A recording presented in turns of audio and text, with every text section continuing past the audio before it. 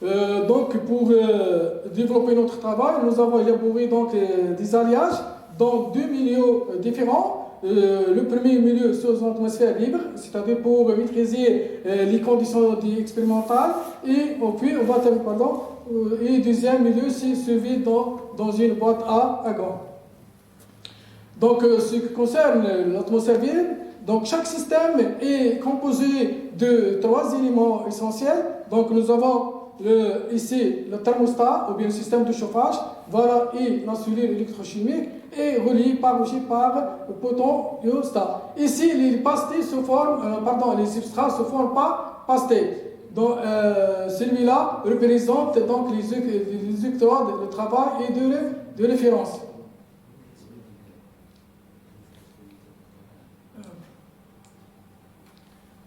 Donc, à droite, ici, nous avons donc la caractérisation toujours par le CV, c'est-à-dire la voltammétrie cyclique. Donc, à droite, ici, à gauche, donc nous avons le deuxième solvant qui favorise le dépôt de le fer. Par contre, ici, le premier liquide ionique qui favorise le nickel.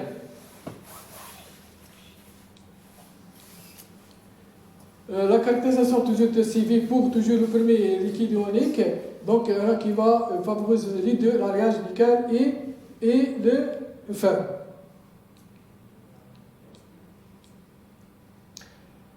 Cette figure présente l'analyse microstructurelle par main pour des alliages nickel et fer. Donc ici, à chaque fois, on augmente la tension ou bien le potentiel appliqué, la formologie change. On termine par l'étude de la composition chimique par EDX. Donc, comme vous voyez ici, le maximum de le taux de fer est inférieur à presque 88, et pour le nickel, c'est-à-dire supérieur de 88. Donc, dans cette région, entre moins 2,65 et jusqu'à 2,7, donc on peut obtenir donc, des nickels, ou bien des alliages nickel-fer riches en nickel.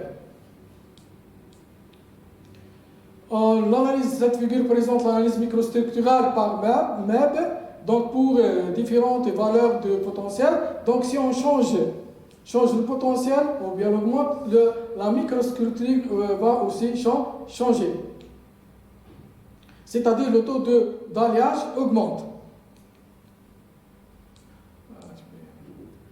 Bon, et cette figure représente donc l'analyse structurelle par DX pour toujours le premier liquide ionique c'est commercialisé. Donc nous avons ici toujours donne, voilà, on applique ici le spectre qui représente le potentiel moins 3,6, toujours donne la phase NI3FE. Bon, je termine l'évaluation des alliages sous vide, c'est-à-dire dans un milieu inerte d'argon. Le but est d'élaborer par voie électrochimique des dépôts nickel et fer, des alliages NiFe à partir de deux solvants à température 50 degrés Celsius. Mais cette fois-ci, sous vide primaire. Donc les sels métalliques utilisés pour la réalisation des dépôts sont donc voilà. Et après la préparation des solutions, les traces d'eau sont éliminées par pompage sous vide à 80 degrés Celsius. Pendant plusieurs jours, donc les expériences ont été conduites à l'intérieur dans une boîte à gants sous atmosphère d'argon sec. Les mécanismes impliqués dans ce processus de dépôt sont analysés par voltammétrie cyclique. Les revêtements de nickel, de fer et les alliages nickel-fer ont été préparés par courant ampérométrique sur le substrat toujours cuivre en haute pureté. La morphologie de surface ainsi que la composition de dépôt ont été réalisées par toujours le microscope, c'est-à-dire le même, et couplées par une analyse en description d'énergie. C'est-à-dire on va faire le même travail que précédent. Donc ce schéma présente la boîte à gants. Donc notre système est composé de trois. Nous avons la cellule électrochimique et voilà, la cellule électrochimique est placée dans un four électrique. Donc le four est placé dans une boîte à gants à température de 50 degrés. Le dépôt et les mesures voltammétriques cycliques ont été réalisés à différentes températures et diverses vitesses de balayage, 2 et 10 millivolts par seconde. Donc le liquide ionique est purgé. Le dépôt de nickel, le fer et l'alliage sont effectués toujours par courant pyrométrique à température 50 degrés entre le balayage d'un moins 1,2 et 4 volts. Le temps toujours du dépôt est 1 heure. Donc, cette figure présente toujours l'électrodéposition de fer à partir de liquide ionique, c'est-à-dire nous avons ici la réduction de le fer.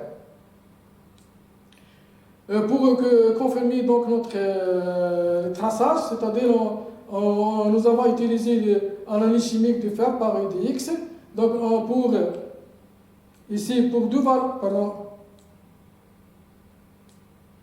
pour deux valeurs moins 3 volts, concernant donc la ligne continue, et moins 4 volts concernant la ligne discontinue. Cette figure représente le courbe de densité de courant potentiel.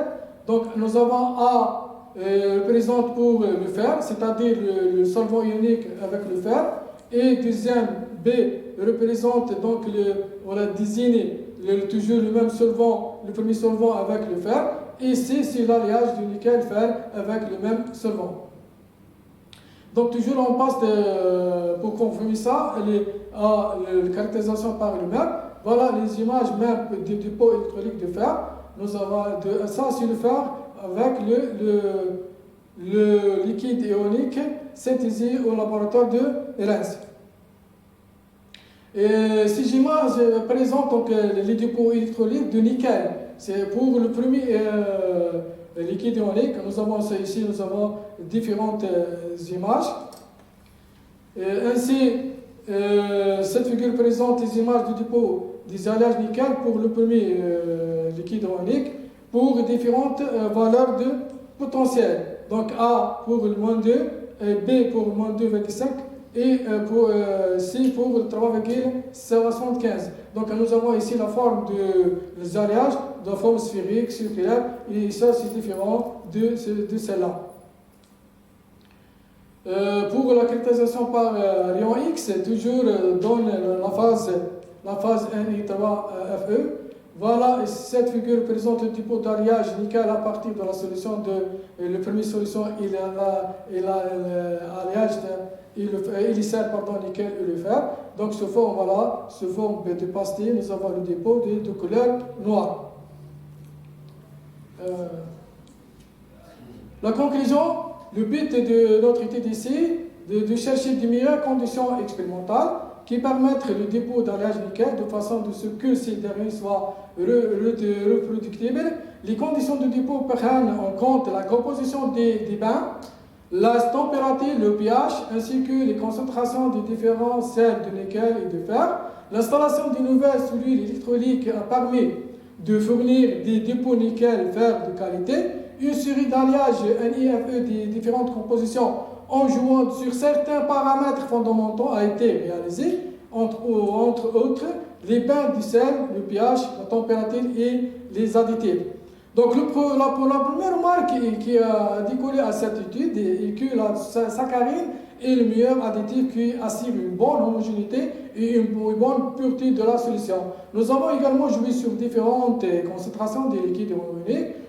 Comme nous avons effectué des dépôts en atmosphère libre et suivi dans une boîte à gants. Le constat fait est quelles que soient les conditions de manipulation adoptées. Le nickel s'est toujours montré plus favorisé que le fer en manière de dépôt. Dans toutes les conditions de dépôt, la concentration de nickel toujours déterminée par UDX dans différents échantillons toujours était autour de 80%. Les échantillons analysés par diffraction des rayons X sont généralement de la phase Ni3FE. Les micrographies obtenues par MERS sur une couche ont montré une évolution de leur morphologie avec le potentiel de dépôt où il a été observé une variation de taille de gain de la phase cristalline. Enfin et en général, notre travail s'inscrit dans un cadre de dépollution. L'objectif était de voir l'efficacité du liquide ionique moins polluant et moins dangereux sur la qualité des échantillons. Maintenant, je vais expliquer donc quelques synthèses de travaux de recherche après la thèse. Donc, j'ai changé notre axe vers le théorique, intitulé donc étude des propriétés structurales, élastiques et thermodynamiques de composés calogénaires X sous pression. L'objectif de la simulation en physique de solide est d'estimer des grandeurs structurales, élastiques et thermodynamiques accessibles par les méthodes de la mécanique quantique. Récemment, la simulation physique de solide, quelle que soit quantique ou classique, a pris une part essentielle de tous les domaines de la physique qui propose sur une description de structure et un mode de calcul permettant donc la combinaison des aspects expérimentaux et théoriques. Les calogénaires de calcium font l'objet de nombreuses applications dans des domaines très variés, comme la technologie de pointe et l'optoélectronique, disque dur, laser et ainsi de suite. Ce travail a pour le but de contribuer à la détermination et d'étudier les propriétés structurales de deux phases, B1 et B2, les propriétés élastiques à l'équilibre pour conformer la stabilité mécanique. Nous sommes également intéressés de voir la variation du constante élastique avec la pression en mesurant les trois constantes à différentes pressions. Autrement dit, nous allons étudier donc le sulfure, le sélénium et associé avec le calcium. Ce tableau représente donc la configuration des éléments donc utilisés dans notre calcul.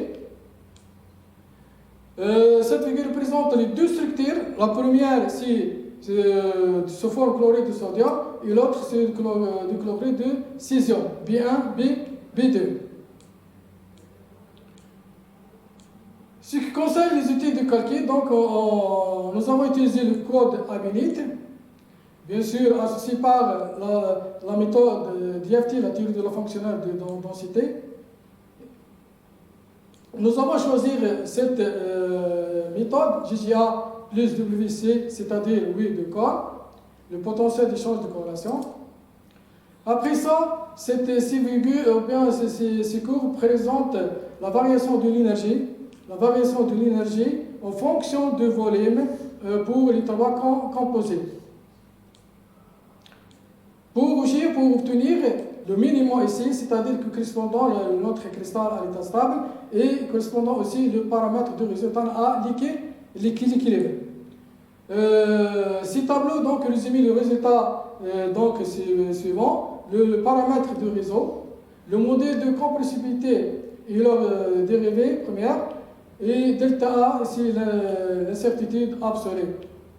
C'est entre, bien sûr, la valeur, notre travail et la valeur théorique. Nous avons obtenu donc le paramètre ici 5,7, c'est plus proche de théorique. Ainsi 5,9 plus proche du résultat théorique. Pour le dernier, c'est les mêmes choses. Voilà.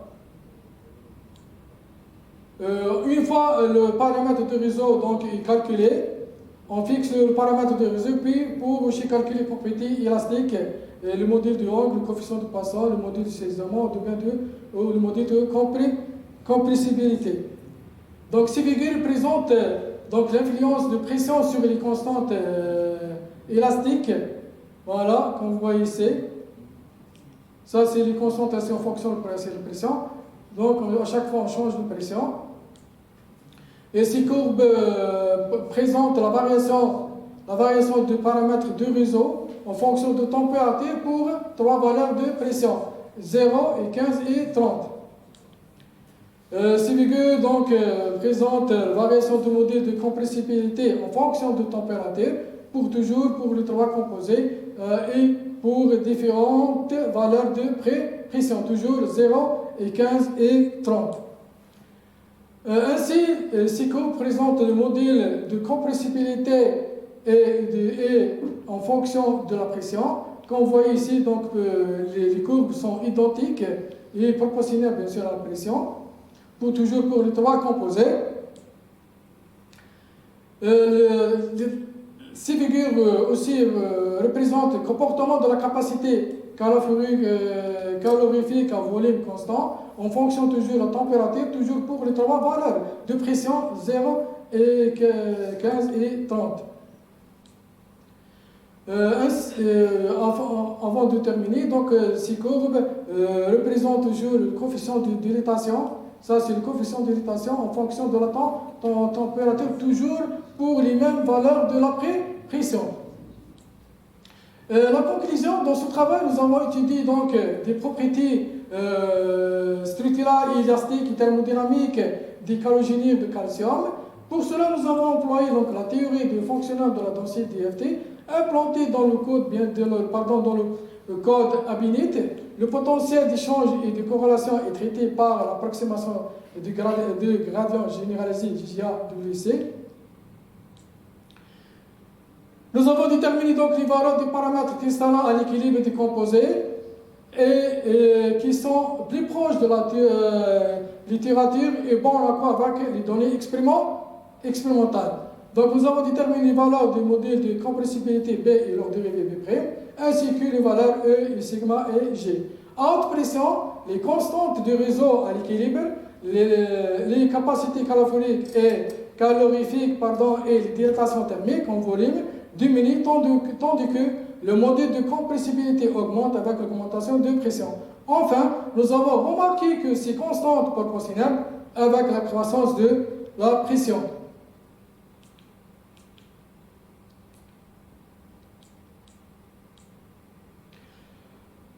Donc ici, je vais citer quelques perspectives. En perspective, nous comptons faire une analyse de dépôt par la technique microscopie en force atomique, une analyse du spectre d'IRX par la méthode de Ritter pour déterminer le volume et le pourcentage des phases formées dans nos échantillons. Enfin, une caractérisation magnétique est nécessaire, ainsi que des calculs des propriétés magnétiques par des méthodes Abinit initiaux. Et concernant la théorie, donc, j'essaie donc de faire l'étude des propriétés magnétiques des composés des calogénies X en utilisant le code de VASP, et je termine par une étude des propriétés structurelles, élastiques et thermodynamiques des composés .X. Maintenant, je vais donc donner quelques perspectives pédagogiques. J'espère d'encadrer des étudiants en master et en doctorat. Et j'espère aussi de participer à la conception des projets de recherche nationaux et internationaux. J'ai élaboré, Inch'Allah, l'élaboration d'un ou plusieurs polycopies à caractère pédagogique pour le modèle physique 2, ou bien il s'appelle aussi électricité et magnétisme, pour destiné aux étudiants en première année et licence, ainsi le cours de vibration et ondes destiné aux étudiants deuxième année et licence, et une brochure à caractère pédagogique toujours de nouveaux travaux paralatiques de physique 3 destinés aux étudiants deuxième année et licence, et une brochure aussi à caractère pédagogique de physique atomique destinée aux étudiants troisième année, et enfin donc une brochure à caractère pédagogique de couche mince, optique, optoélectronique, destinée aux étudiants deuxième année master. Je tiens une autre fois à remercier le professeur Boumni Hayat, le professeur Aliwa Kamal de l'université de Sougaras, l'université Balfarhi Ibrahim de l'université de Galma, et le professeur Boukhrob Nordin de l'université de Galma, professeur Zanet Kamal professeur de l'université de Galma, et le professeur Nordin Saraj de l'université d'Annaba, et le professeur Patrick Fricoto et le professeur Signe Rousse, et le professeur Abdelghani Boujam de l'université de Galma. Et je tiens aussi à remercier tous les responsables à partir de Richter jusqu'à le chef du département, Hamel Abdel. Merci, monsieur, et merci de votre attention.